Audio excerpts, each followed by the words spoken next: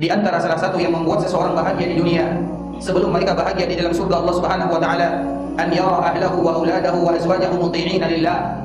Di antara salah satu yang membuat kita bahagia adalah ketika kita melihat keluarga kita mereka taat kepada Allah Subhanahu wa taala. Ketika kita melihat anak-anak kita mereka adalah anak-anak yang taat kepada Allah. Ketika kita melihat anak-anak kita adalah anak-anak yang berbakti, dan itu merupakan di antara salah satu nikmat yang terindah diberikan oleh Allah kepada seorang hamba.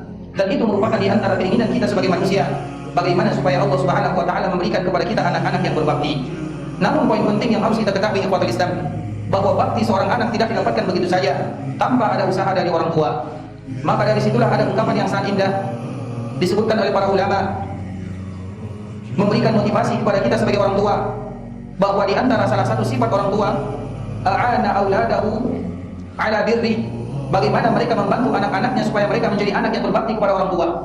Karena tidak mungkin anak langsung berbakti kepada orang tua tanpa andil orang tua di dalamnya. Orang tua memiliki andil yang sangat luar biasa dalam pendidikan anak, dalam bakti anak. Maka dari situlah keluar di antara salah satu kalimat yang indah, di antara salah satu bentuk pertolongan orang tua kepada anaknya ketika mereka membantu anaknya menjadi anak yang berbakti kepada dirinya. Pada kesempatan kali ini kita akan menyebutkan beberapa poin yang bisa mendatangkan bakti anak kepada orang tuanya.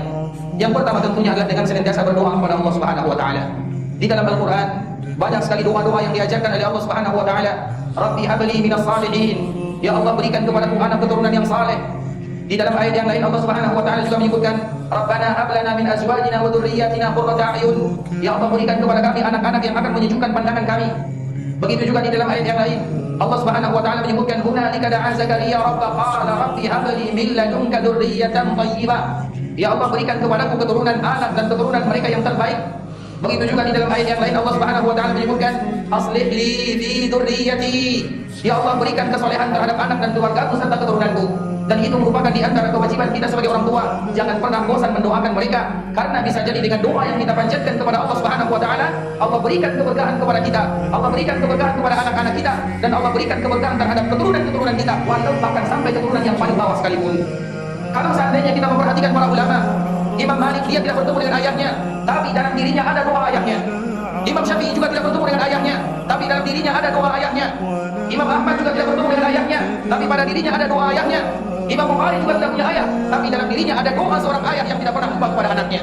Kita tidak tahu, bisa jadi anak kita diberikan keberkahan oleh Allah, cucu kita diberikan keberkahan oleh Allah, keturunan kita diberikan keberkahan oleh Allah. Maka di antara salah satu sifat yang paling utama dilakukan oleh orang tua, jangan pernah mereka melewatkan satu hari tanpa berdoa kepada Allah. Dan doa yang paling indah adalah doa yang disebutkan oleh Allah Subhanahu wa taala di dalam Al-Qur'an.